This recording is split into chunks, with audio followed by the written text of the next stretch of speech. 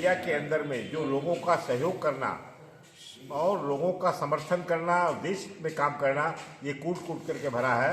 और आज़ादी के आंदोलन के पहले भी जब भी देश को आवश्यकता हुई, हमने प्राणपण से सारा काम किया और आज भी झरिया की जनता इस बात के लिए तैयार है।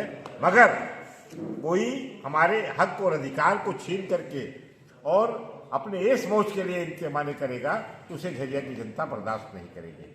झरिया की जनता ने पूर्व में भी कहा था कि देश हित में हमारा सब कुछ समर्पण है, मगर जो हमारा हक है, हमारे बच्चों की सांसें है, हमारा जो अधिकार है, हमारा जीने का अधिकार है, वो हमारा सुरक्षित रखा जाए और हमारा जो मौलिक अधिकार है उन्हें भी सुरक्षित रखा जाए। और उन सारी चीज़ों को करने के लिए सरकार को झरिया के ऊपर विशेष रूप से अपनी नज़र रखते हुए यहाँ के लोगों का उनका हक देने का काम करना चाहिए। जैसे कि विस्थापन की बात है तो उसका एक मापदंड तय करके कि क्यों विस्थापित हो, जबकि आउटसोर्सिंग कंपनियों का नॉर्म है कि जहाँ से कोयला निकल जाएगा वहाँ पुनः उन्हें भर करके उसको समतल करके और वहाँ वृक्ष लगा करके फिर बाद बाकी उसे रहने जाए उस स्थान को बनाने का काम करना है।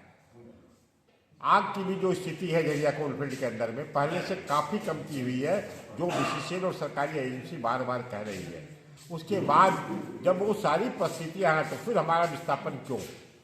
पर्यावरण प्रदूषण के लिए सरकार ने डीमैप्टी फंड के अंदर में इस बात का अनुशंसा की कि अविलंब उसके लिए व्यवस्था बनाए, मगर उसमें पर्यावरण और प्रदूषण के लिए कोई भी पैसा उस दृष्टिकोण से खर्च नहीं हो रहा है। अगर हो भी रहा तो धरातल पर योजनाएं नहीं उतर पा रही है।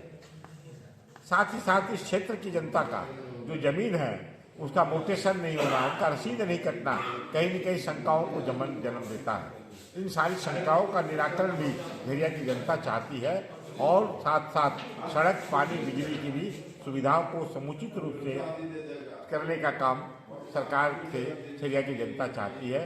निश्चित रूप से जियो और जीने दो का जो सिद्धांत है आज भी झरिया की जनता उस पर तैयार है, मगर हमें भी जीने का हक चाहिए जो सरकार से या सरकारी अधिकारियों से या बीसीसीएल के अधिकारियों को हम निश्चित रूप से अपने सहयोगात्मक रूप से मांग कर रहे हैं। और नहीं तो हम अपनी लड़ाई को लड़ने के लिए तैयार हैं और हम आगे जिस स्तर पर भी होगा लड़ने को लड़ करके अपने अधिकार को लेंगे।